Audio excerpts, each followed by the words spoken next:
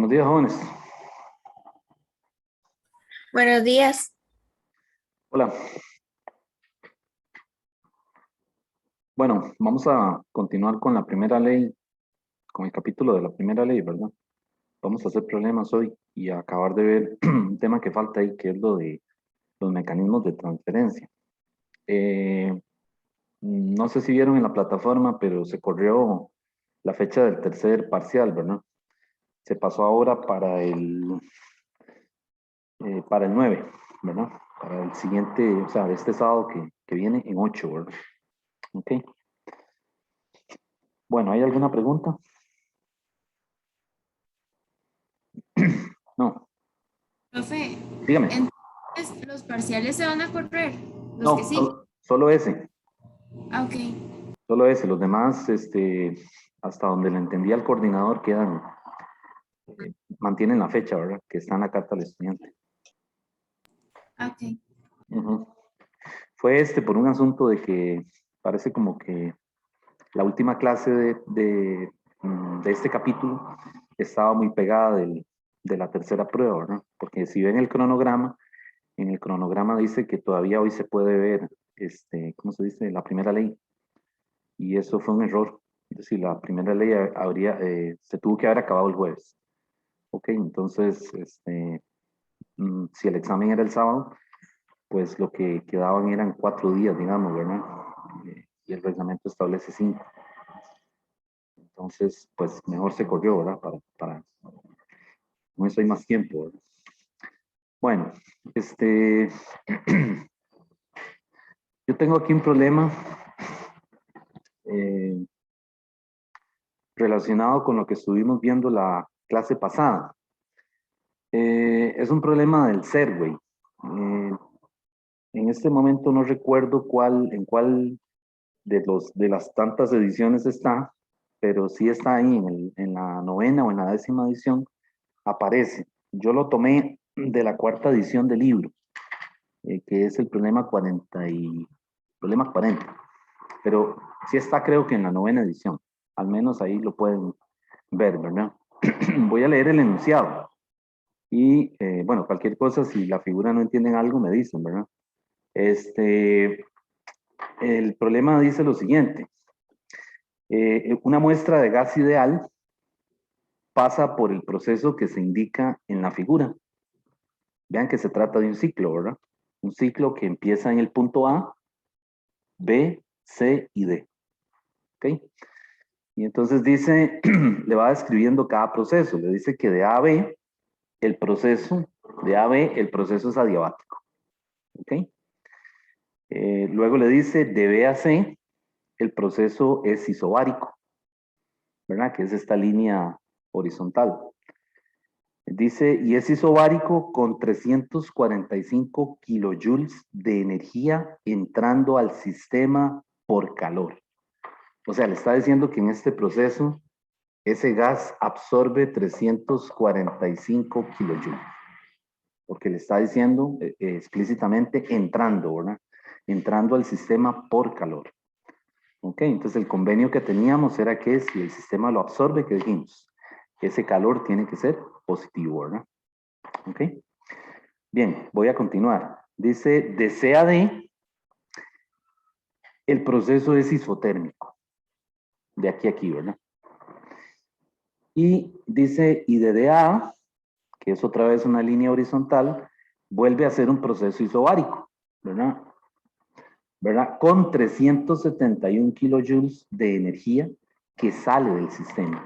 Entonces, aquí en este proceso salen 371 kilojoules. ¿Ok? Entonces, bueno, ¿qué le pregunta? Le dice que halle la diferencia de energía interna entre el punto B y el punto A. O sea, le está diciendo que halle el cambio de la energía interna en el proceso, ¿qué dijimos? En el proceso de A a B, que se escribe primero la B y luego la A. Ese es el convenio, ¿verdad? O sea, cuando ustedes vean esta anotación, no sé si lo dije en la clase pasada, cuando ustedes vean esta anotación, vean, lo que estamos diciendo es que el sistema, ¿verdad? El gas está evolucionando de A a B en esta dirección. Entonces hay que leerlo al revés, ¿verdad? Ese es el convenio que se usa en los libros, ¿verdad? ¿Ok? Entonces, si yo aquí pongo AB, pues lo que estoy diciendo es que el ciclo viene de B hacia A y luego de A pasa a C, o sea, estaría haciéndolo en sentido antihorario. ¿Ok? Entonces, vean que en estos problemas es muy importante que el ciclo que nos den tenga las flechitas, porque si no tiene las flechitas, no sabemos qué está pasando. Recuerden que la primera ley puede usarse como Q más W o Q menos W, ¿verdad? Y nosotros vamos a usar el convenio ¿cómo se llama? El convenio del libro de texto, que es Q más W. Entonces, en un problema, qué sé yo, que le aparezca en la plataforma y no tiene las flechitas, enseguida hay que apelar, ¿verdad? Es decir, hay que preguntar qué pasó, porque tiene que tener las flechitas para poderlo, es decir, para saber qué está pasando, ¿verdad? ¿Ok? Bien, los numeritos aquí abajo, no sé si los ven bien, por razones de espacio están un poquillo pequeños. Este es un 0.09, un 0.2, el 0.09 corresponde a la B, el 0.2 a la A, el 0.4 a la C y el 1.2 a la D. Y vean que es un diagrama PV, ¿verdad? El eje Y es P en atmósferas y el eje X es U en metros cúbicos, ¿verdad? O sea, las unidades pueden cambiar, podría ser que allá sea pascales y aquí litros, eso ya en el eje le van a decir en qué unidad se está trabajando. Bueno, entonces, lo que nos están pidiendo que calculemos es esto. El cambio de energía interna de A hacia B. ¿Ok? Ok, bueno, entonces, ¿cómo podríamos empezar para resolver ese problema? Con los datos que tenemos. Bueno, lo primero es que vean que se trata de un ciclo, ¿verdad? Es decir, la trayectoria inicial, digamos que es la A, ¿verdad? Y la trayectoria final coinciden, ¿verdad? Porque el gas está haciendo un ciclo, ¿verdad? Entonces, como es un ciclo, ya dijimos en la clase pasada que el cambio de la energía interna del ciclo tiene que ser igual a ¿qué? A cero, ¿verdad? Era uno de los 3 ceros que habíamos estudiado. Entonces, ese cero también es igual al cambio de la energía interna en el proceso de BA más el cambio de energía interna en el proceso CB, ¿verdad? Más el cambio de la energía interna en el proceso DC, más el cambio de la energía interna en el proceso de DA, que sería AD. ¿Ok? Entonces vean que por ahí es que uno empieza planteando el problema, ¿verdad? Y lo que me están pidiendo que calcule es esto. ¿Ok? Ahora, vamos a ver los procesos que nos están diciendo ahí. Vean que el proceso de AB me dijeron que era ¿cómo? Este proceso de AB es adiabático. Entonces aquí yo sé que no hay, es adiabático. Entonces si es adiabático, ¿qué podemos decir? Que el Q es cero. O sea que el sistema no, en ese proceso no absorbe ni tampoco se dé calor. En el proceso BAC es un proceso isobárico. O sea que la presión es constante. Igual que en el proceso de DA también es isobárico, ¿verdad? La presión es constante. Y nos dicen que el proceso de CAD es isotérmico. ¿Ok? Es isotérmico. Entonces, como es isotérmico, la temperatura es constante. ¿Ok? Por ahí alguien me preguntó en una consulta que cómo hace uno para saber cuándo se trata de un proceso isotérmico y un proceso isobárico. Porque, es decir, los dos son funciones, son curvas, ¿verdad? Y entonces, puede presentarse algún problema en donde usen esa parte es decir, se lo pregunten conceptualmente. Entonces aquí lo que hay que saber es que el proceso adiabático tiene mayor pendiente que el proceso isotérmico. O sea, si yo dibujo en un diagrama PV, yo tengo que dibujar una isotérmica, una isoterma, es así. Pero si ahí mismo tengo que dibujar una adiabática, es así. ¿Ven la diferencia? Ok, entonces en este punto donde se cortan las pendientes, la recta tangente a cada función, la pendiente del adiabático siempre va a ser mayor que la pendiente del isotérmico. ¿Sí? Y eso es una forma de, digamos, distinguir conceptualmente entre un proceso isotérmico y un adiabático, ¿verdad? Ok. Entonces, en el proceso isotérmico, T es constante, pero sí hay transferencia de Q. O sea, Q no es cero, ¿verdad? El sistema cede calor o lo absorbe, ¿verdad? Pero en el proceso adiabático, T varía, ¿ok? Pero Q es cero. Entonces, cuidado con esos detalles, ¿verdad? Porque algunas veces los preguntan, digamos, conceptualmente, ¿verdad? Entonces, hay veces hay confusión, ¿verdad? Y se piensa que cuando Q es cero, T es constante, y no es cierto, ¿verdad? Es decir, mientras que esté ocurriendo un proceso adiabático, la temperatura está cambiando, ¿verdad? Ok, bueno, entonces ya sabemos distinguir, ¿verdad? Entre un proceso isotérmico y un adiabático. Aparte de que el problema, el enunciado va a especificarle alguna otra cosa, ¿verdad? Para que usted pueda distinguir cuál es cuál, ¿verdad? O sea, en eso no hay pérdida, ¿verdad? Bien, entonces dicho eso, vamos a seguir si no hay ninguna pregunta. Recuerden que la incógnita es esto, ¿verdad? Entonces, yo me voy a ir al proceso isotérmico nuevamente, de CAD. Vean que en ese proceso la temperatura es constante. ¿Y qué habíamos dicho? ¿Qué dijimos el jueves? Que la energía interna para un gas ideal únicamente es función de ¿quién? De la temperatura.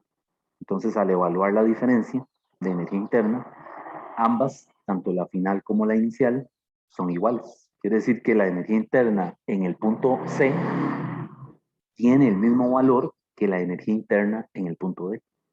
Por lo tanto, el cambio de energía interna en ese proceso de C a D, que es el de C, es cero. ¿Ok? Y ya se simplifica un poquito más, ¿verdad? Porque entonces ahora vean que me queda cambio de la energía interna de BA más el cambio de la energía interna de CB. ¿Y cuál es ese cambio de energía interna? Ese sería el Q de CB más el W de CB. Y el cambio de la energía interna de AD es entonces el Q de AD más el W de AD. ¿Ok? Y esto es igual a Z. Entonces, lo que me queda es despejar de aquí, ¿verdad? El cambio de la energía interna en el proceso de AB es menos el QCB más el WCB, ¿verdad? Más menos el QAD más el WAD. ¿Ok? Y ya ahí estaría, ¿verdad? Es decir, lo que necesitamos ahora es los calores, que sí me los dieron, ¿verdad? En uno entra, o sea, es absorbido, por lo tanto es positivo, y en el otro es cedido. Entonces hay que ponerle un negativo, ¿verdad? Aparte del negativo que yo estoy poniendo aquí. Y los trabajos los puedo calcular en ambos procesos, sí, porque son procesos isobáricos. Entonces para ambos el trabajo es menos P por delta V. ¿Ok? Cuidado, aquí hay que poner menos, ¿verdad? Porque yo estoy poniendo más. Si alguien decide ponerle menos aquí, este trabajo tiene que ponerlo positivo. ¿Ok?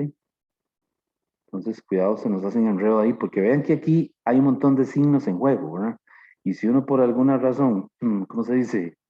Se equivoca en un signo, deja alguno botado o pone uno de más, ya no le dio, ¿verdad? O sea, ya le da otra cosa. Entonces, cuidado con el manejo de los signos aquí, ¿verdad? Por eso vean que puse más, menos, ¿verdad? Para asegurarme de que no estoy dejando nada botado. ¿Ok? Bueno, voy a borrar aquí para seguir ahí si no hay ninguna pregunta.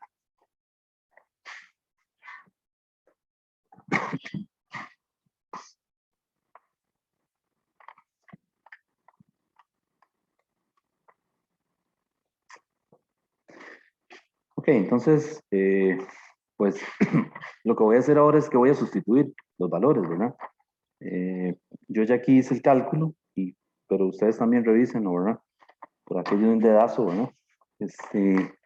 Voy sustituyendo. El cambio de la energía interna en el proceso de A a B es igual a menos, abro un paréntesis, ¿verdad? Mejor para no confundirme.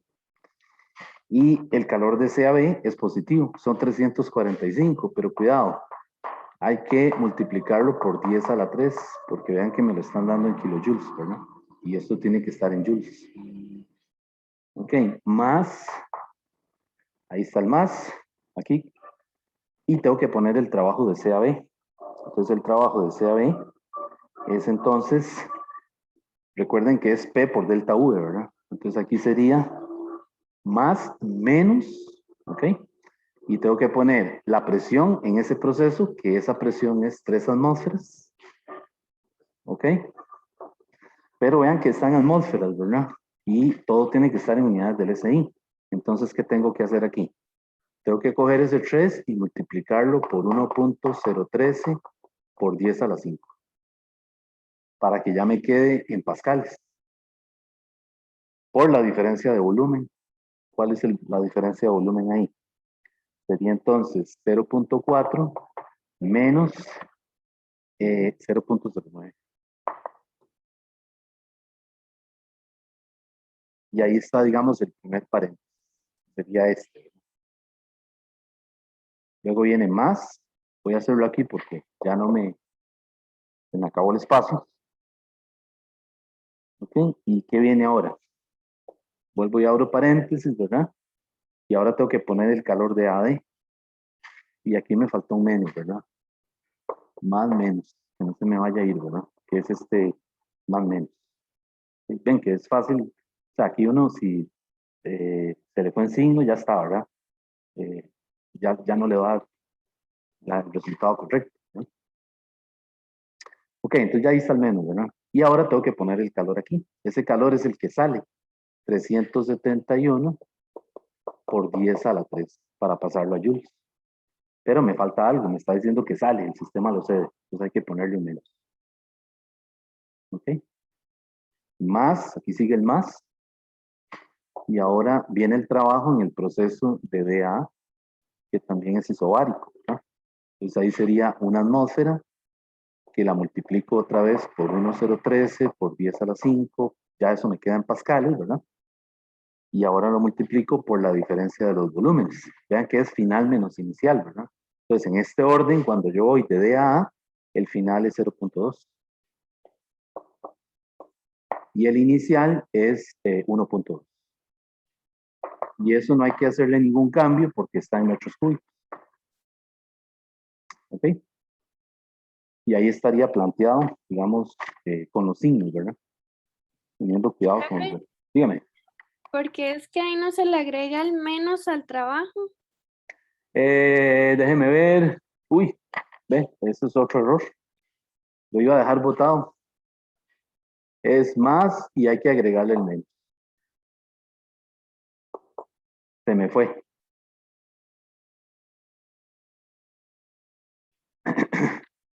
Ok. Y ahora sí, ya entonces hay que meter esto en la calculadora, ¿verdad? Con cuidado de que en esto vean, yo he visto que hay gente que, es decir, mete todo en la calculadora y resulta que la calculadora, ustedes saben que tiene un algoritmo, ¿verdad? Trabaja con un algoritmo y ella algunas veces las operaciones que uno hace mentalmente quizás las interpreta distinto, porque hay que poner paréntesis. Entonces no se confíe, ¿verdad? Es decir, hay gente que va y le mete toda la calculadora y abre como 100 paréntesis, ¿verdad? En la pantalla de la calculadora, pero resulta que alguno se equivocó, algún signo, y entonces ya le da otra cosa. Entonces mejor hágalo por partes, ¿verdad? Para que se asegure que está haciendo las operaciones bien, ¿verdad? Ok, a mí me dio, para que ustedes revisen, a mí me dio 4.29 por 10 a la 4. ¿Qué unidades? Joules. Y recuerden que este 4.29 por 10 a la 4 también es energía interna final, que sería la B, ¿verdad? Porque es el proceso de AB menos la energía interna inicial en el proceso A. Y si esto me está dando positivo es porque obviamente hay un aumento de energía interna, ¿verdad? O sea, el gas experimentó un aumento en su configuración, ¿verdad? A nivel microscópico, cuando pasó del punto A al punto B, ¿verdad? Y aquí lo que vemos es que la energía interna en el punto B tiene que ser mayor que la energía interna en el punto A. ¿Está bien?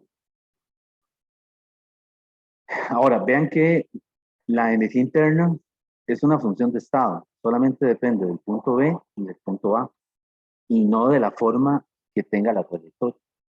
O sea, para calcular el cambio de energía interna, no me interesa si es isotérmico, si es isobárico, o sea, no importa la forma de la trayectoria. Solo me interesa el punto de donde sale y el punto donde llega. ¿De acuerdo? Pero el trabajo y el calor sí. El trabajo y el calor sí dependen de la forma de la trayectoria. ¿De acuerdo? Entonces, hay veces preguntan eso, las preguntas conceptuales. Pues, que no se les olvide, la energía interna solo depende del estado inicial y al final, no de la forma de la trayectoria. Pero el calor y el trabajo sí. ¿Verdad? Si no, ustedes se recuerdan de trabajo en física 1, ¿verdad? Para fuerzas conservativas. Ok, bueno, entonces, ese era un problema mío, ¿verdad? Que está en el libro. Lo escogí porque me parece que tiene varias cosillas, ¿verdad? Varios conceptos que se pueden aplicar, ¿verdad? Que se aplican a la hora de resolverlo. Ahora, este mismo problema le pueden dar otros datos, ¿verdad? Es decir, le podrían dar, qué sé yo, le podrían dar, o sea, en el siguiente capítulo, por ejemplo, vamos a ver cómo calcular calor en procesos a presión constante y volumen constante. Ok, todavía eso no lo sabemos hacer. Entonces, vean que por eso aquí se lo dan el calor, ¿verdad? Pero en el siguiente capítulo le pueden dar el mismo problema. Y entonces lo que hacen es que le dan el número de moles, ¿verdad? Y posiblemente le den las temperaturas en los puntos, o sea, en A, en B, C, ¿ok? Y entonces uno tenga que calcular el calor. ¿Ok? Entonces, este problema se puede resolver también. Vuelve a aparecer, digamos, podría volver a aparecer con lo que se va a ver en el siguiente capítulo, ¿verdad? O con lo que se va a ver en el último capítulo de términos. Entonces, es un problema muy común, ¿verdad? Aquí lo estamos haciendo por primera ley. Vean que el de donde yo partí es que yo dije que el cambio de la energía interna, como es un ciclo, yo dije cero, y por ahí me voy. Pero no siempre es necesario hacer eso, ¿verdad? Si usted conoce otros datos en el problema. ¿Sí? Bueno, entonces, ¿hay alguna pregunta?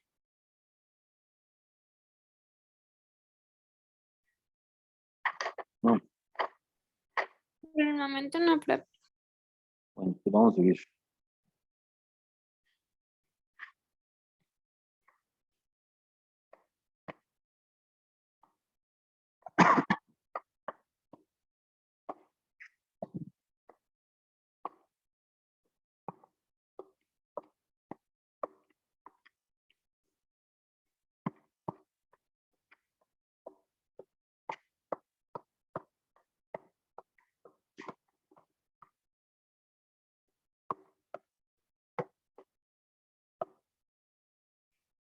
Eh,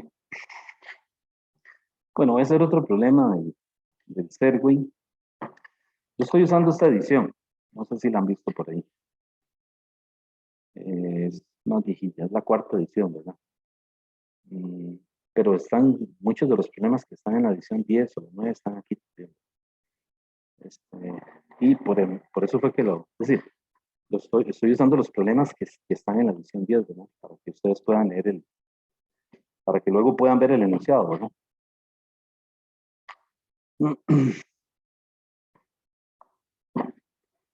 Bueno, este es un problema de calcular trabajo que es sencillo, ¿verdad? Le dan un diagrama PV y le dicen que es cierta función que tiene este comportamiento. Entonces, aquí es un metro cúbico, el volumen, esta expresión, aquí es un metro cúbico, aquí son 2 metros cúbicos, y le dice que la función es alfa por b cuadrado.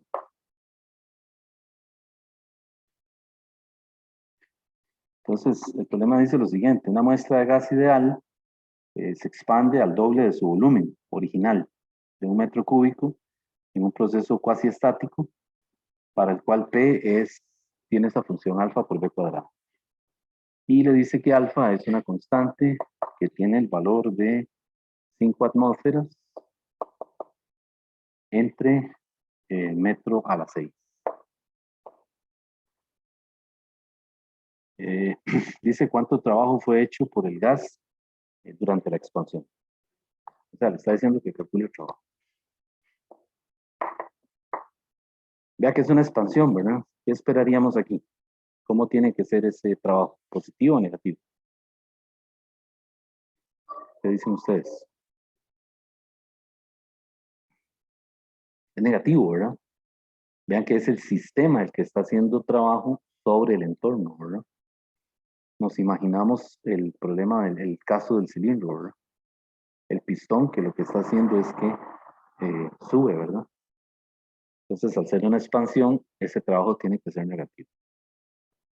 Y pues lo que hay que hacer aquí, como estamos usando el convenio de que el cambio de la energía interna es Q más W, pues entonces el trabajo lo calculo como el negativo de P de V, ¿verdad? Desde el volumen inicial al volumen final.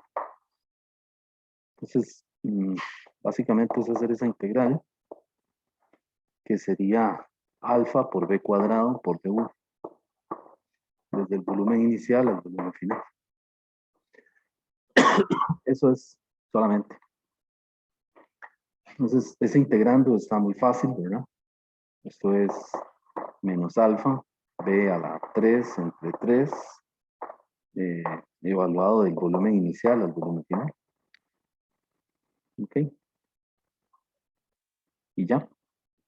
Entonces, aquí el trabajo sería menos alfa tercios, y aquí me quedaría volumen final a la 3 menos volumen inicial a la 3.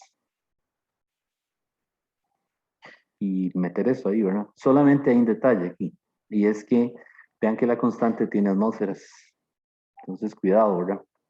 Este problema está por ahí, ¿verdad? En plataforma, en marque con X, ¿verdad? Y entonces la gente se le olvida y dejó la constante en atmósfera, ¿verdad? Y hay una opción que tiene esas respuestas. Entonces, cuidado, aquí hay que pasar eso a pascales, ¿verdad? Entonces, habría que coger una atmósfera, decir que hacer la conversión, ¿verdad? Una atmósfera es 1.013 por 10 a la 5. Y ya ahí ya le queda, ¿cómo se dice? En unidades del sistema internacional, ¿verdad? ¿Okay? Y ese trabajo a mí me dio, de una vez voy a poner el resultado, me da menos 1.2 multiplicado por 10 a la 6. ¿Qué unidades? Joules. Muy importante, no se les olviden las unidades, porque si no les van a descontar ahí un punto, 0.5, dependiendo, ¿verdad? Si dejan las respuestas en unidades. O, digamos, si no hacen conversiones. La verdad que el ejercicio es muy sencillo, ¿verdad? La integral es facilísima. Pero aquí lo que pasa es que si uno no ve esos detalles de las conversiones, pues entonces de ella ahí no le va a dar, ¿verdad? Si es una pregunta de marketing. ¿Sí? Jefe, Dígame. una cosa, ¿usted cómo hizo para saber que era de expansión? Para saber que el trabajo era negativo. ¿Cómo hice? Bueno, porque es que estoy trabajando con Kuma W, que es, digamos, el convenio del libro. Entonces, si uso Kuma W, esta integral tiene que ponerle un negativo. No, me refiero a la gráfica, digamos, que usted dijo que era una expansión como en el Ajá. sistema, que el sistema está haciendo. Por la flecha. Vea que la flecha va para arriba. O sea, el dibujo se lo dan y le ponen la flecha para arriba. O sea, de este punto a este punto. Entonces ya uno sabe que es una expansión porque el cilindro, el pistón del cilindro está subiendo, ¿verdad? O sea, primero estaba en 1 metro cúbico, ¿verdad? Y luego el gas se expande, posiblemente se calienta y él mismo se expande y sube el pistón hasta un volumen de 2 metros cúbicos. Por eso, Ok, por eso la flecha es importante aquí, porque podría ser que le pongan esto así. Le pongan la flecha, ahora que usted lo dice, le pueden poner la flecha para abajo, ¿verdad? Entonces no es una expansión, ¿qué sería? Sería una compresión. Y ese trabajo entonces sería negativo.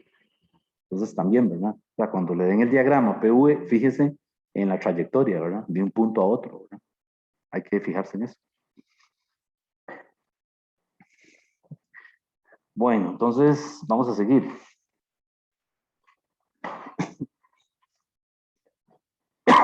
Voy a borrar entonces, si no hay ninguna duda.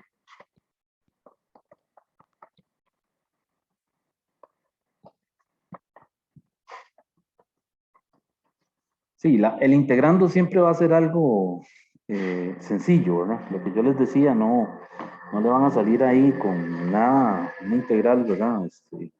Es un polinomio, una función lineal, algo que se puede integrar directamente, ¿verdad?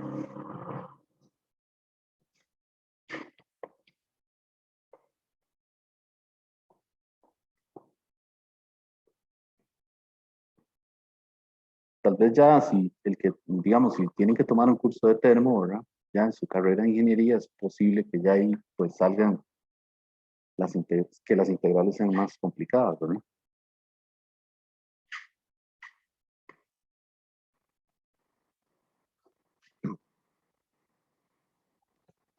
Bueno, ok, vamos a ver otro problema.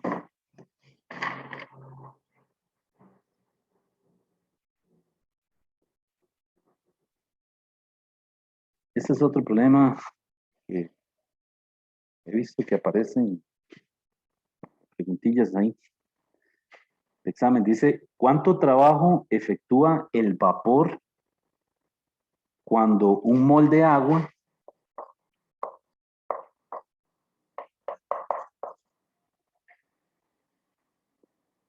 a 100 grados Celsius hierve, ¿verdad? Y se convierte en un mol de vapor? O sea, esto hierve y se convierte, esto es agua líquida y se convierte en un mol de agua, de vapor de agua. ¿Okay? Entonces, a una atmósfera de presión. Ya lo voy a volver a leer. Ok, entonces dice, determine el cambio en la energía interna del vapor conforme se produce el cambio de estado. Considere el vapor como un gas ideal. O sea, suponga que el vapor del agua se parece a un gas ideal. Vamos a volverlo a leer.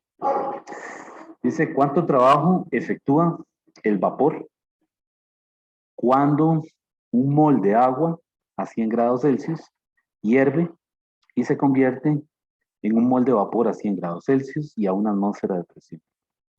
Determine el cambio en la energía interna del vapor conforme se produce el cambio de estado. Considere el vapor como un gas ideal. Entonces vean que este problema, yo he visto que me da la impresión como que les cuesta, este caso en particular. Entonces hay que visualizarlo, es decir, antes de intentar hacerle algo, imaginarnos qué está pasando, ¿verdad? O sea, usted tiene agua líquida y la vaporiza por algún mecanismo, ¿verdad? Pero, ¿qué vemos aquí? ¿Qué detalle particular tenemos? Vean que es agua que está hirviendo, ¿verdad? A 100 grados Celsius y se convierte en vapor de agua a una atmósfera. ¿Qué proceso vemos ahí? ¿Qué proceso habrá? ¿Será volumen constante? ¿Será presión constante? ¿Qué creen ustedes? Cuando ocurre el cambio de estado. Hay un cambio de estado, ¿verdad? Es decir, tenemos agua líquida que está hirviendo y se convierte en vapor, ¿verdad? Entonces, ¿qué vemos ahí? ¿Qué procesos creen ustedes que ocurre ahí? Vean que nos dice que la presión es de una atmósfera, ¿verdad? Entonces, imagínense un recipiente, ¿verdad? Una recámara con agua que la tienen hirviendo, ¿verdad? Y la someten a una presión de una atmósfera. Vean que la presión es constante. Es el proceso, en el fondo, es un proceso que isobárico, ¿cierto? Ok, entonces como es un proceso isobárico, el trabajo yo lo puedo calcular como menos P por delta U. Y bueno, ¿qué me están pidiendo? Que no lo dije, no lo puse como incógnita. Me están pidiendo que calcule el trabajo, ¿verdad? Para llevar esa agua hirviendo a vapor y el cambio de la energía interna. Entonces el trabajo lo puedo calcular por aquí, porque es un proceso a presión constante. ¿De acuerdo? Entonces esto sería la presión, ya sabemos que es una atmósfera, y el volumen, ¿cómo podemos calcular ese cambio de volumen? Porque vean que esto es P, y aquí sería volumen final menos volumen inicial, ¿verdad? El inicial es cuando yo tengo agua hirviendo, y el final es cuando tengo vapor de agua, en estado gaseoso, ¿verdad? Y me dicen que se comporta como un gas ideal, ¿verdad? Entonces, si el vapor de agua se comporta como un gas ideal, yo puedo aplicarle esto, ¿verdad? P por V es igual a nRT, ¿verdad? Ok. Y entonces, despejo el volumen, que sería nRT entre P, para el vapor. Le voy a poner una S ahí. O si quieren, pongámosle mejor VAP, para recordar que es cuando está en estado, cuando ya es vapor de agua, ¿verdad? Ok. Y en el caso del agua, ¿qué pasaría con el agua? Ya, en el caso del agua, yo puedo utilizar esta fórmula. En el caso del agua, el volumen yo lo puedo calcular como N multiplicado por M mayúscula entre ρ. ¿Y esto de dónde salió? De ahí, vean que N por M es masa de gas ideal, ¿verdad? Entonces simplemente estoy usando la fórmula de ρ igual M entre U, ¿verdad? Y lo que hago es que despejo U para el agua. ¿Está bien? ¿Hasta ahí hay alguna duda? Este sale, lo he visto en las preguntas de Marque con X. ¿Okay? Entonces ya tengo una forma de calcular el volumen del vapor, que es el final, y el volumen inicial, que es el del agua. Y pues ahora yo puedo sustituir eso ahí. El W sería menos, y me queda esto, N, la puedo sacar a factor común, RT, ¿verdad? Menos P por M entre ρ. Eso es P, ¿verdad? O sea, lo que hice fue que metí la P, ¿verdad? P por V final, P por V inicial. Los meto aquí, entonces aquí se canceló la P y aquí me queda P por M. ¿De acuerdo? Y ya lo tengo listo, ¿verdad? Porque el R lo conozco, la temperatura me dicen que es a 100 grados Celsius. Ok, la presión la tengo, es una atmósfera. La masa molar del agua, ¿qué sería? Son 18 gramos por mol. ¿Y la densidad del agua, cuánto sería? La densidad del agua es 10 a la 3 kilogramos entre metro cúbico. Y acomodar las unidades, ¿verdad? Porque vean que esto está en gramos, ¿verdad? Y yo necesito que todo esté en unidades del sistema internacional, ¿verdad? Para que me dé joules. Eso es lo único, ¿verdad? O sea, aquí yo no puedo dejar esto en gramos por mol, ¿verdad? Porque si no, de ahí, no me va a dar, ¿verdad? A menos de que ponga la densidad, sí, pero mejor no. Mejor no voy a hacer enredos. Mejor todo tiene que estar en unidades del sistema internacional, ¿verdad? Moles, ¿verdad? Joule entre mol Kelvin. Esto tiene que estar en Kelvin.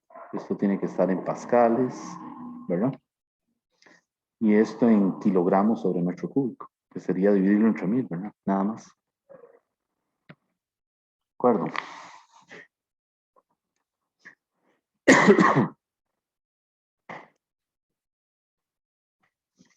Ok, entonces ese trabajo me da, voy a ponerlo aquí arriba para no borrar los datos, ¿verdad? Ese trabajo a mí me dio 3.10 kilojoules. Negativo, ¿verdad? Menos 3.01 por 10 a la 3 joules. Sería menos 3.01 kilojoules. Esa es la respuesta. Ok.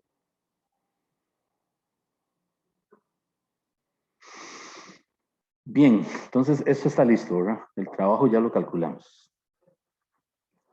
Y luego nos dice que calculemos el cambio de la energía interna. El cambio de la energía interna, por primera ley de la termodinámica, es Q más W. ¿Verdad? El W ya lo tengo. Ahora lo que me falta es el Q. Entonces, ¿cuál Q vamos a usar aquí? Vean que la transferencia de energía fue debido a un cambio de fase, ¿verdad? No hay una diferencia de temperatura, porque el agua hirviendo está a 100 y cuando la convierten en vapor, se mantiene así. ¿Okay? Entonces, no hay transferencia de calor debido a una diferencia de temperatura, sino debido al cambio de fase. Entonces, ese Q es la masa del agua que experimenta el cambio de fase multiplicado por el L. ¿Cuál L? Ya, el de vaporización. Porque el agua se está convirtiendo en vapor, ¿verdad? Ok. Y vean que ¿qué masa usamos ahí? ¿Quién me dice qué masa usamos?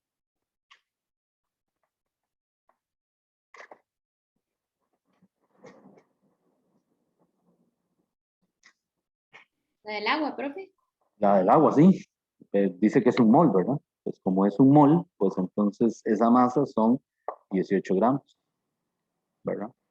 Dividido entre 1000 para pasarlo a kilogramos y eso lo multiplico por el L de vaporización del agua.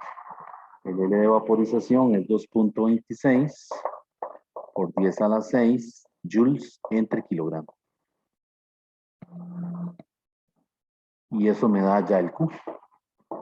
Ese Q me da positivo, ¿verdad? Vean que es positivo, porque es un proceso en donde tengo agua hirviendo y lo estoy gasificando, o sea, lo estoy vaporizando, ¿verdad? Entonces ese calor el sistema lo absorbe para convertirse en vapor, ¿verdad?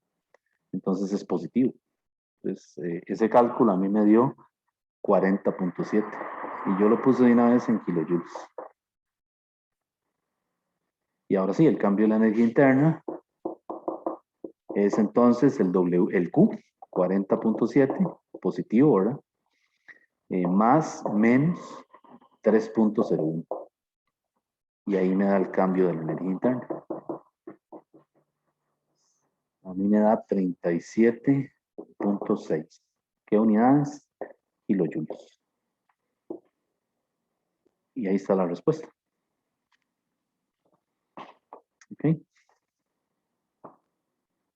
Este problema lo he visto en plataforma. Ahí.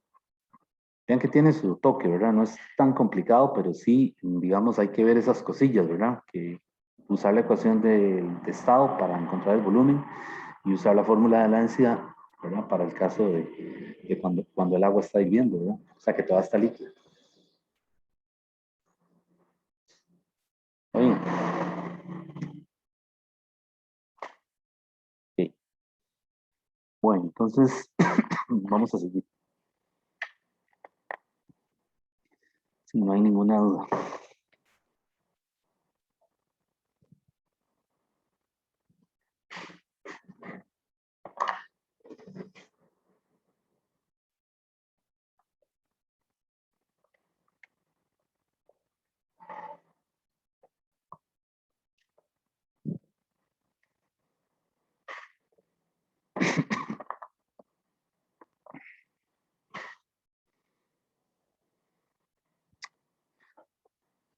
Ok.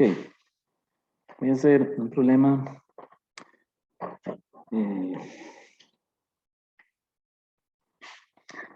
Déjenme ver cuál es. ¿Cómo fue?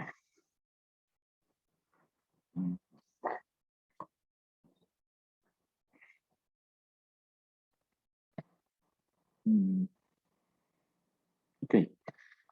Este problema también es del CERVI. Dice así, un bloque de 1 kilogramo de aluminio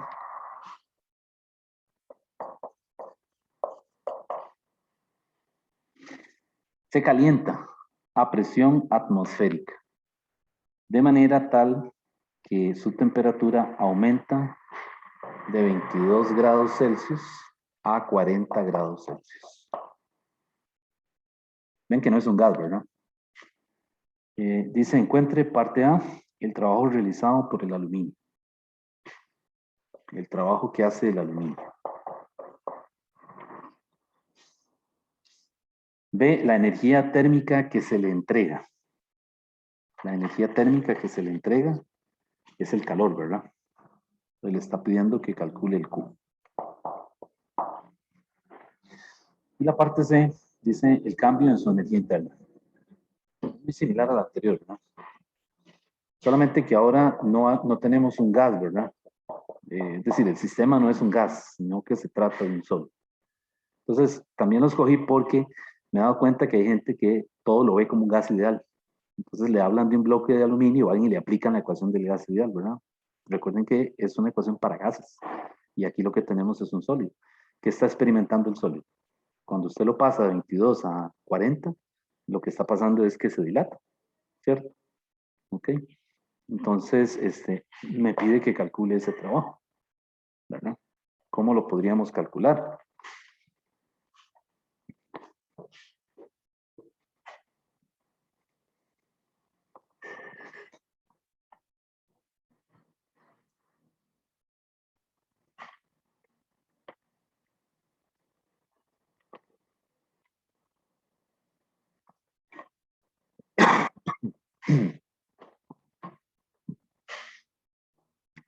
¿Cómo calculamos ese trabajo?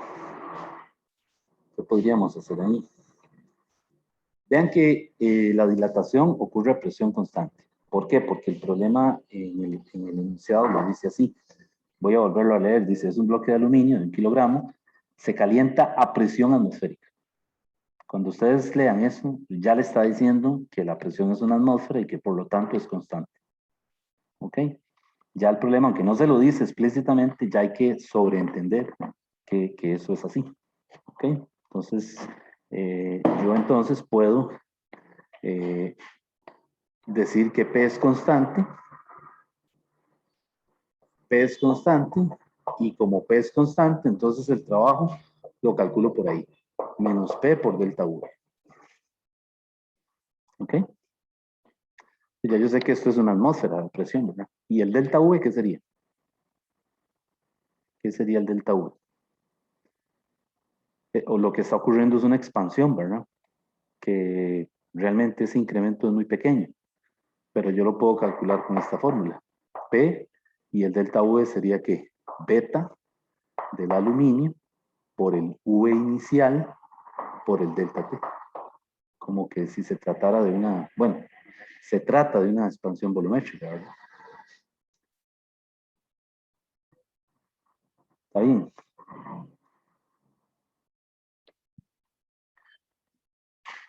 Entonces ese W del aluminio, voy a ponerle AL ahí, es menos P. Y recuerden que no tenemos betas de sólidos, ¿verdad? Los betas son líquidos. Entonces lo cambio por 3 alfa del aluminio. Y el B0, ¿cómo lo puedo calcular? Con la fórmula de densidad. Densidad masa entre volumen, ¿verdad? Entonces aquí sería, volumen sería masa entre densidad. Por el delta T, que es temperatura final, menos la temperatura inicial. ¿Okay? Y ya está listo, ¿verdad? Lo que tenemos que hacer ahí es sustituir los valores. Entonces vean que aquí la presión es 1013 por 10 a la 5. Pascales, ¿verdad? Por 3, por el alfa del aluminio, que hay que buscarlo por ahí. Es 24 por 10 a la menos 6, Celsius a la menos 1, por la masa, que es 1 kilogramo, dividido entre la densidad, es la densidad del aluminio, ¿no? Que eso es 2.7 por 10 a la 3, o 2700, ¿verdad? Kilogramos sobre metro cúbico. Por, y ya ahí no me alcanzó, por el cambio de temperatura, que son 40 grados Celsius menos 22 grados Celsius. En estos problemas que aparecen ahí en la plataforma, muchas veces no le dan todos los datos. O sea, este problema aparece así, solamente le dan estos datos. Entonces hay que ir a buscar, ¿verdad? En el libro, por ejemplo, el alfa del aluminio, ¿verdad? Hay que ir a buscar la densidad del aluminio, ¿verdad? Entonces, algunas veces el estudiante dice, es que no lo hice porque de ahí faltaban datos, de ahí no, son datos que están en las tablas del libro, ¿verdad? La idea es que usted vaya y busque por ahí, ¿verdad? Ok. Ok, entonces, eso a mí me da negativo y me dio, si no metí las patas, eso me da 0.004. 0.0486. ¿Qué unidades? Joules. Ven que el trabajo es muy pequeño, ¿verdad? Y es lo que se esperaría, porque realmente si ese bloque se deforma, tiene que ser muy, muy, muy poco, ¿verdad? ¿Okay? Bueno, ahí estaría el trabajo. ¿Qué más me piden? El calor. Entonces, vamos a hacer el calor, calcular el calor. ¿Hay alguna duda?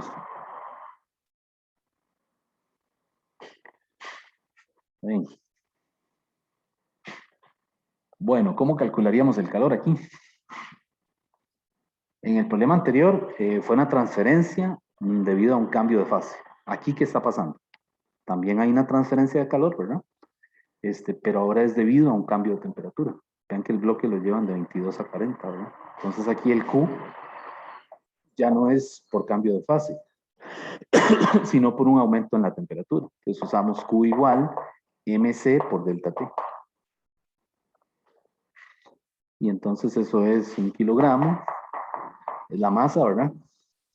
Por el calor específico del aluminio, que son 900, otro dato que hay que buscar por ahí, ¿verdad? 900 joule entre kilogramo Kelvin.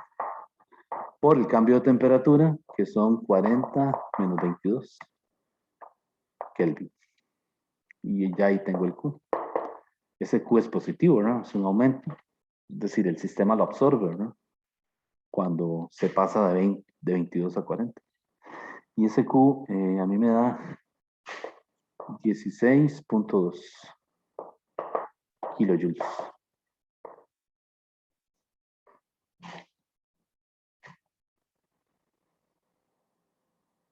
Y aquí tengo un error. Aquí son kilojoules. Yo lo pasé de una vez a kilojoules. ¿Ok? Y bueno, el cambio en la energía interna, pues es Q más W. Q más W, que sería entonces 16.2 más menos 0.0486. Y haciendo esa resta ahí, ¿verdad? Y casi queda lo mismo, ¿verdad? Voy a ver. Serían 16.2 menos 0.0. Yo no sé si lo hice bien. Sí, está 16.2, ¿verdad? Entonces, ¿Qué podemos decir aquí conceptualmente? El trabajo ¿cómo se dice? El trabajo en la expansión es insignificativo, ¿verdad? Es despreciable. O sea, toda la energía, toda la variación en la energía interna, en esa configuración a nivel microscópico, es debida a la transferencia de calor, no a la expansión. ¿De acuerdo?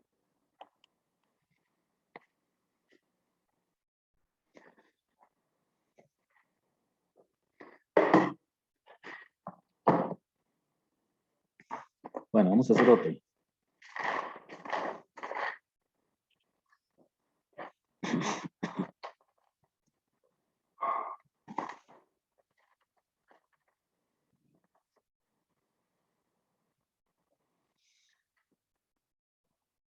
Ok. Mm,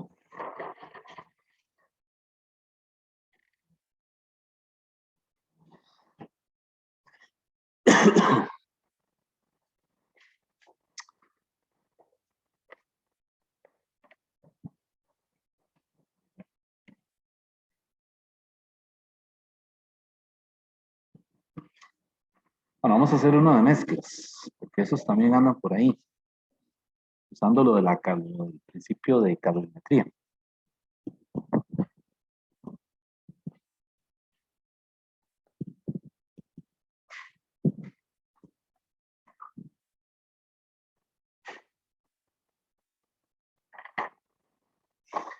Este problema que voy a hacer es del Sears.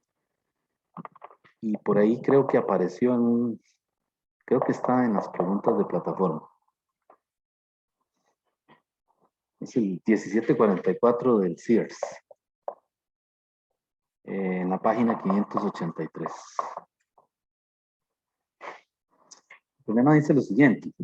Dice, en un recipiente de masa despreciable, que es el calorímetro, ¿verdad? 0.200 kilogramos de hielo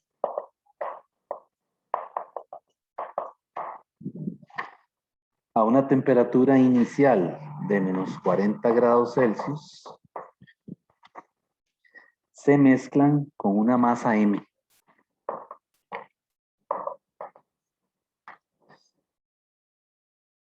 de agua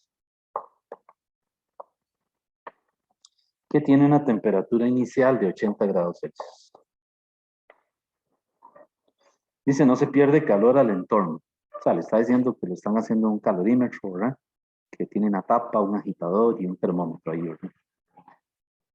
Dice que si la temperatura final del sistema es 20 grados Celsius, o sea, le está diciendo que la temperatura de equilibrio que alcanza son 20 grados Celsius, ¿verdad? O sea, echaron ese hielo, echan el agua, lo agitan, ¿verdad? Un poquito, y dejan que el sistema deje de oscilar, ¿verdad? De cambiar por la lectura en el termómetro. Y en un momento dado, el termómetro le registra 20 grados Celsius, ¿verdad? Ley cero de la termodinámica. Entonces dice que la pregunta que le hacen es calcule N. Calcule la N.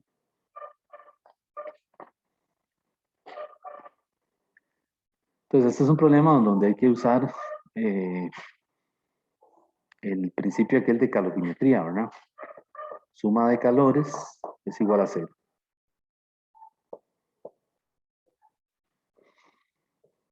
¿Ok?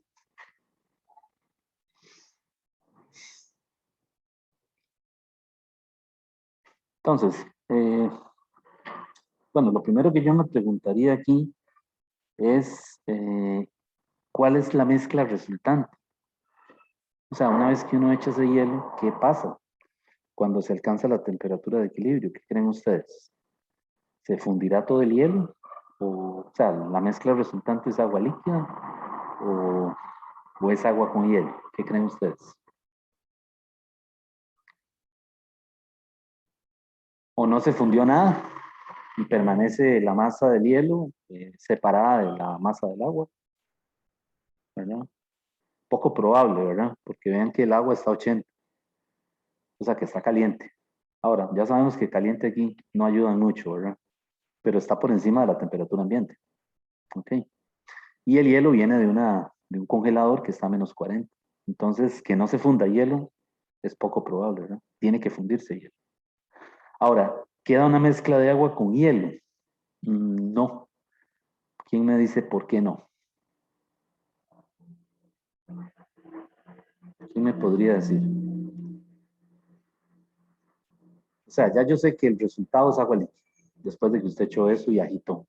Cuando el termómetro le registra 20, ya el hielo se fundió todo. ¿Y cómo yo sé eso? ¿Quién me dice?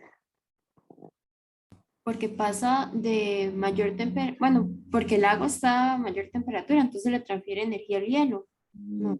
sí, sí, pero digamos, hay algo más que podríamos decir para asegurar que, que el resultado es agua líquida. ¿Qué habíamos dicho en la clase pasada? Para que quede una mezcla de agua con hielo, la temperatura de equilibrio tiene que ser ¿cuánto? 0. Y vean que la temperatura de equilibrio aquí está por encima de 0. O sea, son 20 grados Celsius, es temperatura ambiente. ¿De acuerdo? Entonces eso enseguida nos está diciendo que no quedó hielo sin fundir. O sea, el resultado es agua líquida. ¿Ok? Entonces otra cosa sería que le digan que aquí la temperatura de equilibrio sea 0. Pero entonces ya le genera a uno la duda de que esta temperatura es muy alta, ¿verdad? Y esta es muy baja, ¿verdad? Entonces vean que el problema sí coincide con una medición que se hizo, ¿verdad? Porque la temperatura de equilibrio está muy por encima de 0. ¿Okay? Bueno, estos problemas de mezclas no son formuleros, es decir, no todos se hacen igual, depende de la cantidad de masa, porque vea que si yo aquí aumento la cantidad de masa, ya no son 0.2, sino son 0.5, es probable que no todo el hielo se funda, ¿de acuerdo? Entonces estos problemas no hay que tirarse uno así ¿verdad? De jupa hacerlo rápido a sustituir, porque hay que ver, digamos, sopesar los datos que tiene, ¿verdad? Antes de plantear esta cosa, ¿verdad? El principio de calorimetría. Lo que sí es que uno se puede ayudar, digamos, con una gráfica. Digamos que el agua está a 80 y la temperatura está a 20, la temperatura de equilibrio, ¿no? Entonces aquí yo tengo que llevar el agua a 20, ¿verdad? Debido a un cambio de temperatura. Y el menos 40, tengo el hielo que está a menos 40, tengo que llevarlo a 0, ¿verdad? Y aquí ocurre el cambio de fase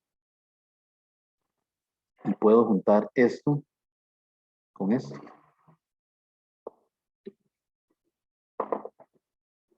Entonces yo sé que hay 4 calores, Q1, Q2, Q3, Q4. 3 son debidos a un cambio de temperatura y 1 es debido a un cambio de fase. Y ahí no deja uno nada botado, ¿verdad? Entonces, digamos, el Q del hielo va a ser la masa del hielo por el C del hielo por el delta T del hielo, más la masa del hielo por el L de fusión, más la masa del agua líquida por el C del agua por delta T. Ok, aquí es la masa del agua, ¿verdad? Voy a ponerle el W. Esos son los 3 calores del hielo, ¿verdad? Vea que aquí es cuando paso de menos 40 a 0. Este es el cambio de fase, que es horizontal, y esto es cuando ya el hielo es agua líquida. ¿Ok? Y para el caso del agua, ¿qué tengo? Nada más. El agua lo que hice fue que la llevé de 80 a 20. Entonces solamente es la masa por el C del agua por el delta T del agua. Y ya, ¿verdad?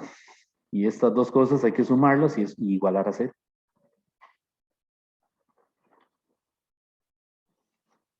Y ahí sustituyo. Y vean que esta masa no le puse su índice, ¿verdad? Porque es la masa que me están pidiendo, ¿verdad? La incógnita.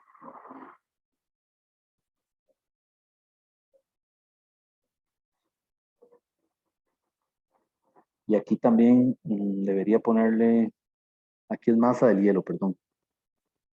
Puse masa del agua, es masa del hielo. Pero que ya es líquido, ¿verdad? O sea, ya aquí se fundió. Entonces cuidado con este, ¿verdad?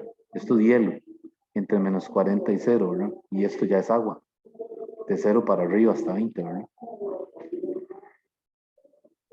¿Ok? Ok, y sustituyo, ¿verdad? Ahí nada más. Vamos a ver, el QH serían punto 20 por el C del hielo, que son 2100. Vean que no se lo dan en el problema, hay que buscarlo en la tabla. Y el delta T del hielo es para llevarlo de menos 40 a 0. Entonces aquí sería menos 40, ¿verdad?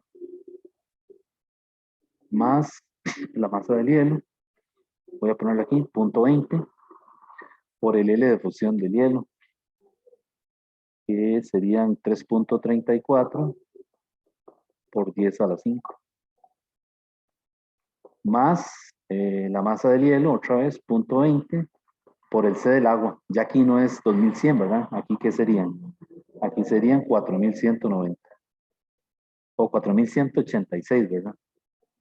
Yo usé 4190. Okay, por el delta T, que sería entonces 20 menos 0.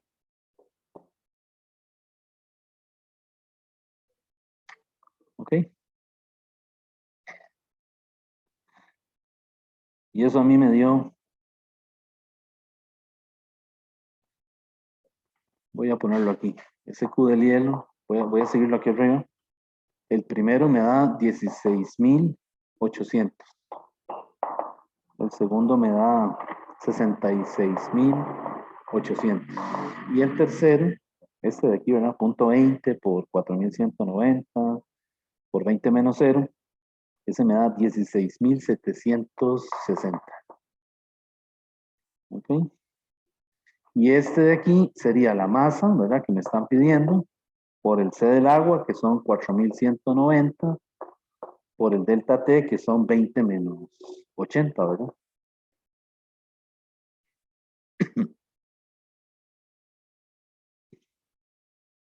Y sumo todo, ¿verdad? Es decir, aplicando la suma de calores igual 0, me queda así, ¿verdad? 16.800 más 66.800 más 16.760 menos y 4.190 por 60 me da 251.400 M. Y esto es igualado a 0. Ahí.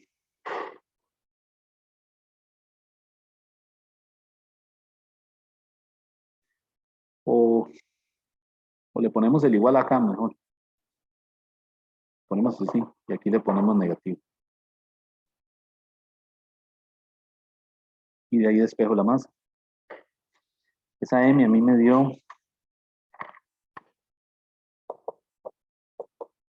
0.399 kilogramos, que serían aproximadamente 400 gramos de agua. Entonces esa es la masa que se le agregó, ¿verdad? A 0.20 kilogramos de hielo. De tal forma que se fundió todo, ¿verdad? O sea, el hielo se funde todo, ¿verdad? Pero vean que este problema puede cambiar, ¿verdad? Si cambian los intervalos de temperatura o si le ponen más masa al hielo, ¿verdad? La otra cosa es que vean que el problema dice que la mezcla se lleva a cabo en un recipiente de masa especial. O sea, están despreciando la masa del calorímetro.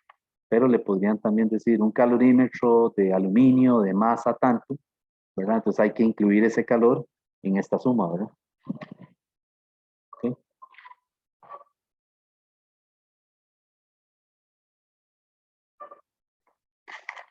Bueno, ¿alguna pregunta más?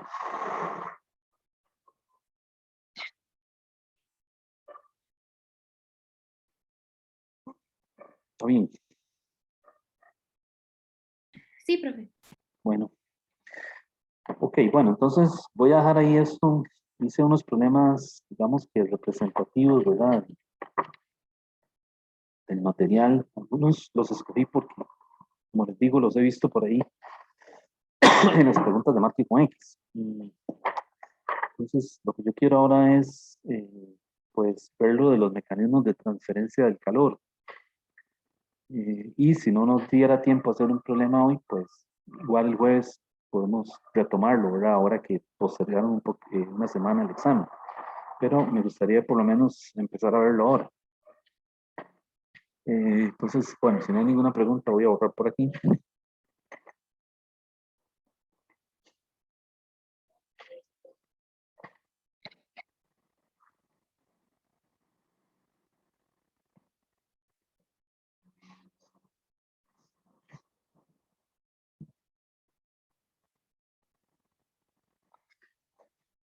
Bueno, hay tres mecanismos de transferencia del calor, ¿verdad? Que son la conducción, la convección y la radiación. Pero digamos los dos que se evalúan son conducción y radiación. Convección le podrían hacer una pregunta de tipo conceptual, digamos en las preguntas esas que aparecen de selección única, ¿verdad? Entonces es bueno que se lean la convección, lo poquito que viene, porque el libro dice así como un parrafito de convección nada más. Es bueno leérselo, ¿verdad? Porque puede ser que venga una pregunta conceptual de eso. Pero digamos, en el caso de la conducción, voy a cambiar de marcador. En el caso de la conducción, la transferencia se da directamente por contacto. Para que ocurra la conducción, las superficies tienen que estar tocándose, ¿verdad? Por ejemplo, el caso de una olla, que usted la pone ahí en la cocina, ¿verdad? Sobre el disco, y entonces quiere calentar agua o quiere cocinar algo, ¿verdad? Entonces ahí el calor se transmite por conducción. ¿Okay? Igual cuando uno deja una cuchara, por ejemplo, que mete una cuchara en una sopa, por ejemplo, que está muy caliente, y cuando va a agarrar la cuchara, ya la cuchara está, ¿verdad? Muy caliente, ¿verdad? Entonces ese calor se transmitió a la cuchara por conducción, ¿verdad? Por contacto directo con el fluido, ¿ok? Pero tiene que haber contacto entre las superficies o entre un sólido y un líquido, etc. Okay, entonces, en el caso del mecanismo de conducción, usualmente lo que se tiene es una barra entre dos depósitos. Y entonces este depósito está a una temperatura TH y este depósito está a una temperatura TC. Y esto es una barra, ¿verdad? Que por lo general es de aluminio. Perdón, de un metal, ¿verdad? De una aleación. Porque los metales son buenos conductores del calor, ¿verdad? Entonces, cuando yo tengo dos depósitos, ¿verdad? Por ejemplo, este puede estar a 100 grados Celsius. O sea, puede ser que aquí lo que tenga es agua hirviendo y este está a 0 grados Celsius. Entonces, aquí lo que tengo, por ejemplo, es hielo.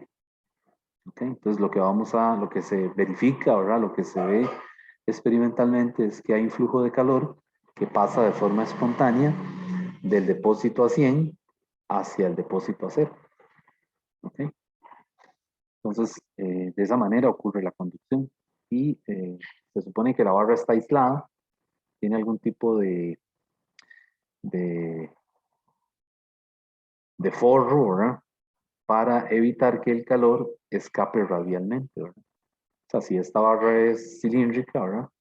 Lo que va a pasar es que si no la aíslan, el calor, si yo veo esto de frente, ¿verdad? Por encima, lo que voy a ver es que el calor escapa radialmente. Pero si yo le pongo un forro, ¿verdad? Como por ejemplo en las calderas, en los hospitales, no sé si lo han visto, ¿verdad? Toda la tubería donde está la lavandería, ¿verdad? Que secan la ropa con vapor o la planchan, todas las tuberías están forradas, ¿verdad? Tienen un forro de una lona especial que evita que el calor escape radialmente, ¿verdad? Porque si no, el sitio donde están es decir, el sitio se pondría demasiado caliente, ¿verdad? Y aún así uno entra a una de esas donde lavan la ropa, la lavandería, y es súper caliente, ¿verdad? Pero van a ver que todas las tuberías están forradas, ¿verdad? O están dentro de la pared, ¿verdad?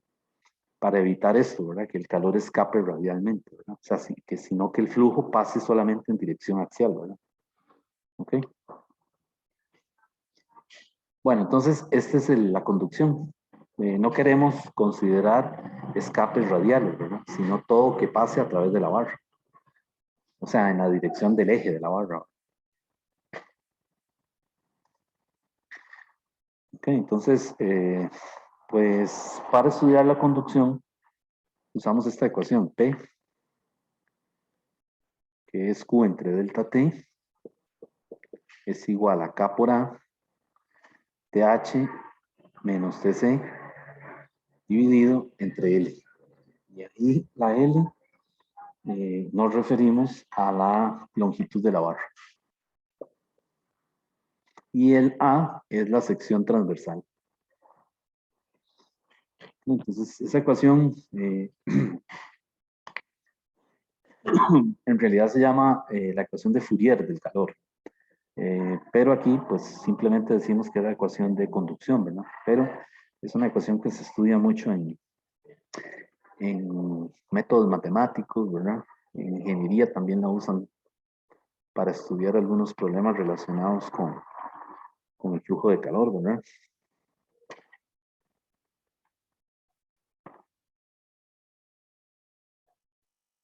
Entonces, esa L es la longitud de la barra y las temperaturas son las temperaturas en los depósitos. Esta es la sección transversal, ¿verdad? El corte de la barra. Y la K se llama la conductividad térmica. Conductividad térmica.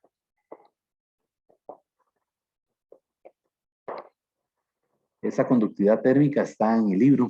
Es decir, igual le dan una tabla con las conductividades de diferentes materiales. Eso está en la página 519 de la 10ª edición.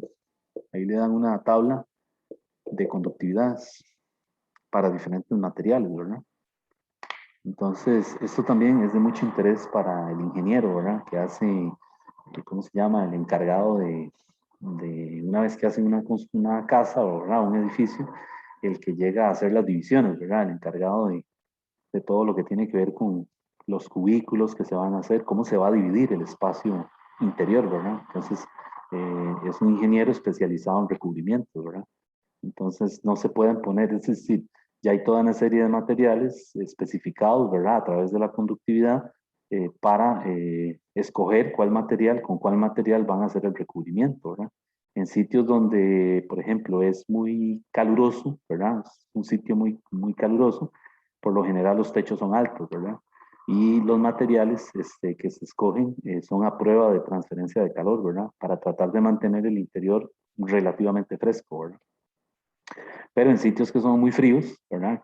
Pues por lo general las paredes son más gruesas, ¿verdad? Para evitar la transferencia del calor hacia el interior, ¿verdad?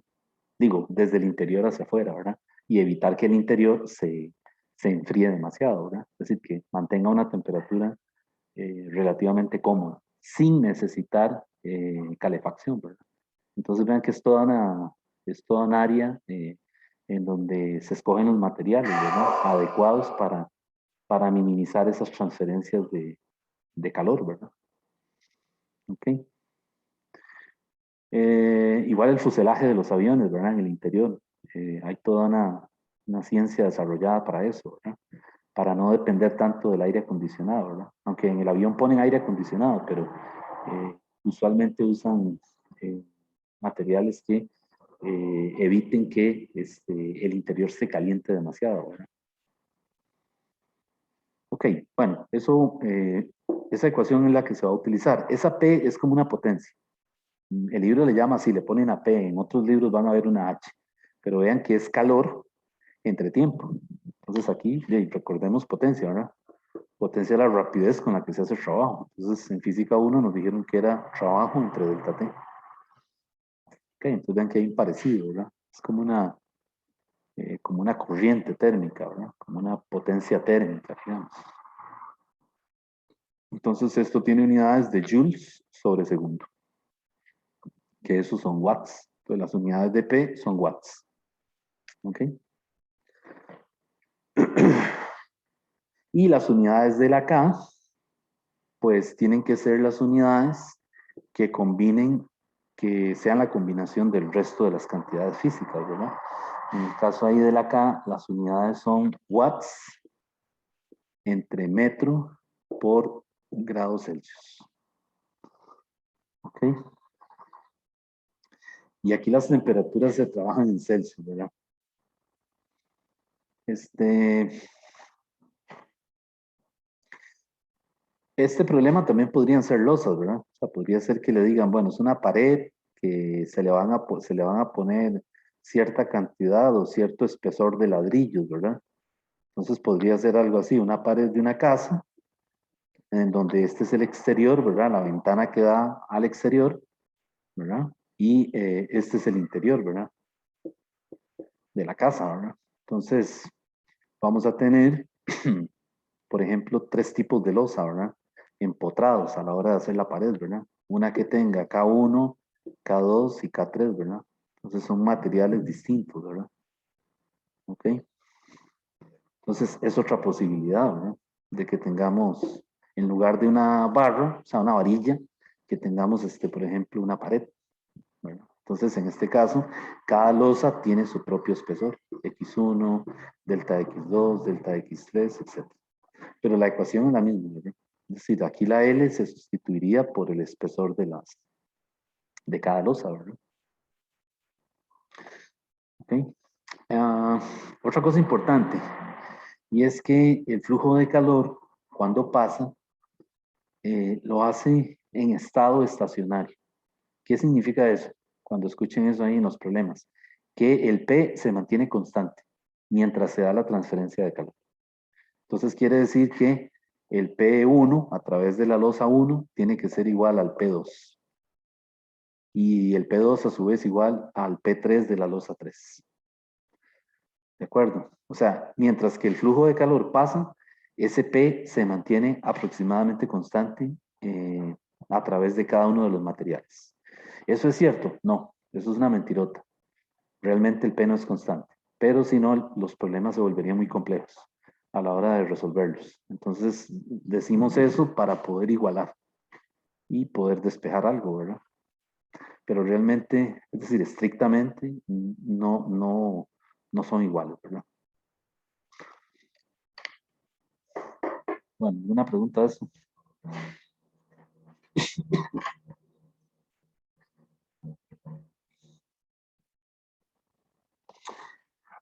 Vamos a ver el caso de la radiación. Bueno, la convección, realmente lo que está ocurriendo para que se dé la transferencia de energía por calor en convección es el movimiento de masas de un fluido, ¿verdad? En una región dada. Por ejemplo, es decir, para que ocurra convección, tiene que haber un fluido de por medio, a través del cual se propaga el calor. Por ejemplo, qué sé yo, el caso de una vela, por ejemplo, ¿verdad? Si acercamos la mano cerca de la flama, ¿verdad? A ratos vamos a sentir que llega el calor a la palma, ¿verdad? Y si uno acerca la mano, obviamente lo va a sentir con más intensidad. Pero ese calor se está propagando por convección, porque lo que está ocurriendo es que el aire que está encima de la vela, directa encima, o sea, encima de la vela, ¿verdad? Lo que va a pasar es que se calienta. Y cuando se calienta, la densidad del aire disminuye y eso hace que la masa de aire ascienda. Y eso es lo que el efecto, ¿verdad? La sensación cuando sentimos el calor, ¿verdad? Que algunas veces como que disminuye. Y es debido a eso, ¿verdad? Porque es un flujo, un movimiento de un fluido de forma constante, ¿verdad?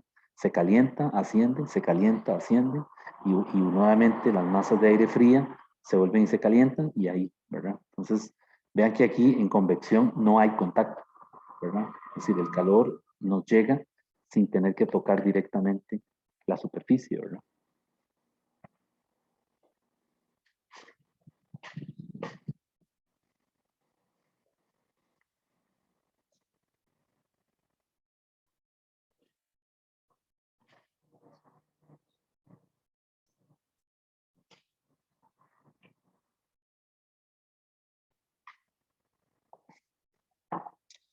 Entonces, en el caso de la radiación,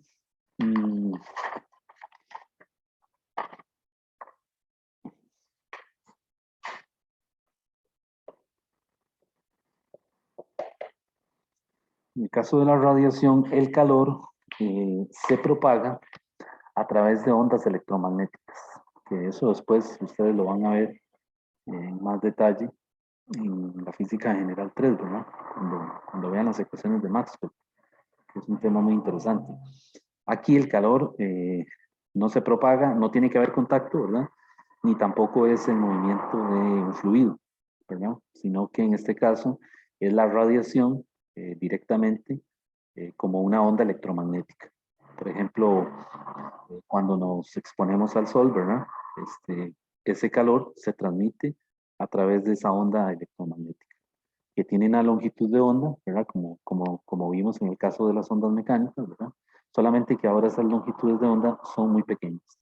Entonces la radiación se vuelve muy incisiva, ¿verdad? Es decir, tiene la capacidad de penetrar en el tejido. ¿Okay? Y por eso es que es tan, ¿cómo se dice?, tan nociva exponerse mucho tiempo, ¿verdad?, al sol, ¿verdad? Entonces es un efecto, es un ejemplo, perdón, de cómo el calor se propaga, ¿verdad?, a través de una onda electromagnética que no es mecánica, o sea, no necesita un medio para propagarse, sino que se propaga en el vacío, ¿verdad? Sea que haya aire o que no haya, la onda igual viaja, ¿verdad?, con la velocidad de la luz. Y nos llega directamente al tejido, ¿verdad? Entonces hay diferentes tipos hay todo un espectro que se llama el espectro electromagnético, en donde tenemos diferentes tipos de radiación, cada una de ellas con su longitud de onda. ¿Okay?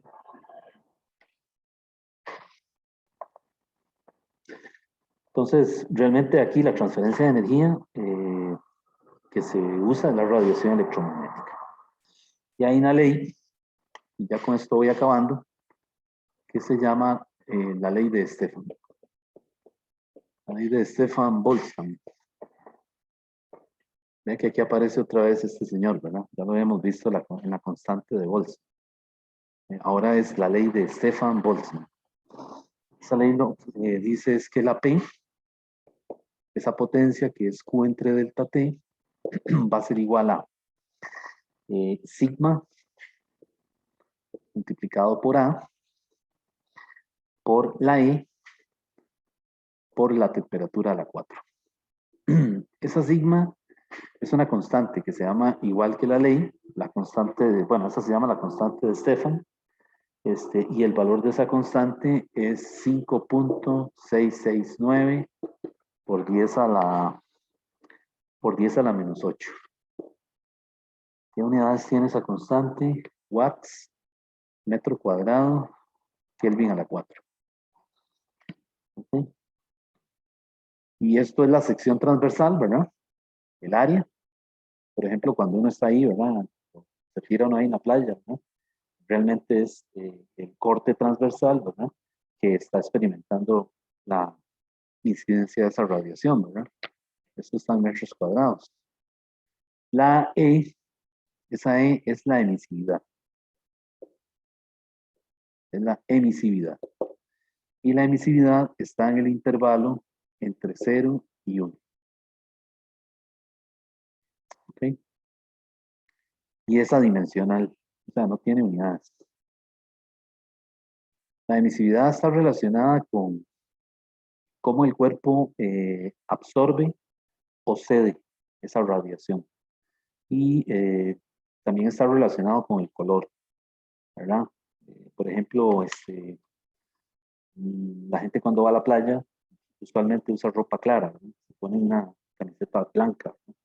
Porque se convierte, es decir, si uno se pone ropa oscura, se convierte en un absorbedor, ¿verdad? Entonces experimenta esa sensación que está más caliente, ¿verdad? Y eso es debido al color, ¿verdad?, de la camiseta. Entonces, esta emisividad está relacionada también con el color. Y el T es la temperatura en Kelvin elevada a la 4. O sea, cuando esta gente, Boltzmann y Stefan, hicieron las mediciones, se dieron cuenta que esta potencia es directamente proporcional a la temperatura a la 4. ¿Verdad? Ahora, esta es una ley clásica, ¿verdad? Cuando digo clásica es que es súper vieja, ¿verdad? Esto es de 1876. O sea, esta es la radiación clásica que ya es obsoleta, ¿verdad? Es decir, en física, cuando se desarrolló la mecánica cuántica, pues apareció una teoría de radiación moderna, ¿verdad? Que es la que actualmente se usa, pero es matemáticamente muy compleja, ¿verdad? Así que esto es clásico, ¿verdad? Es el punto de vista clásico. Sí, y entonces, esa es la ley de Stefan Boltzmann, ¿verdad? Por ejemplo, eh, tiene aplicaciones, ¿verdad? En algunas áreas, por ejemplo, en la parte médica, ¿verdad? Se usa mucho. Por ejemplo, algunas pruebas o algunos tumores se pueden detectar por radiación debido a la temperatura, ¿verdad? Por ejemplo, tumores, por ejemplo, cáncer de seno, es muy común que se utilice la ley de Stefan Boltzmann, porque lo que hacen es que el tejido, digamos que tiene cáncer, está a una temperatura distinta, ¿verdad? Posiblemente está a una temperatura mayor. Entonces, utilizan esta ley para, cuando se hace la parte de lo que son imágenes médicas, se detectan esos cambios de temperatura por radiación, ¿verdad? Y así se puede localizar un tumor, ¿verdad? Entonces tiene aplicaciones sobre todo en la parte médica.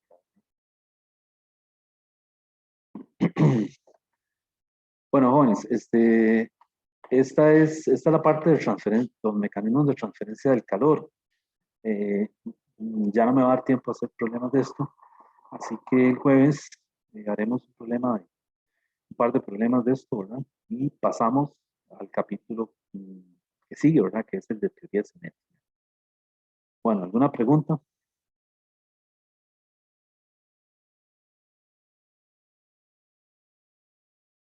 No. Ok. Bueno, entonces recuerden que el tercer quiz, para los que se conectaron después que lo dije, el tercer quiz se pasó. Ya no es para el 2 de octubre, sino que ahora está para el 9 de octubre. Recuerden que esa semana que viene, la del 9, yo creo que la que sigue es la semana de la desconexión, ¿verdad? Esa semana del 9 al 16 creo que no van a haber clases. ¿Sí? Bueno, entonces, si no hay ninguna pregunta, entonces quedamos aquí. Hasta luego. Muchas gracias, profe, que tenga buen día. Gracias. Bueno, hasta luego. Que les vaya bien. Gracias, profe. Bueno, pura vida.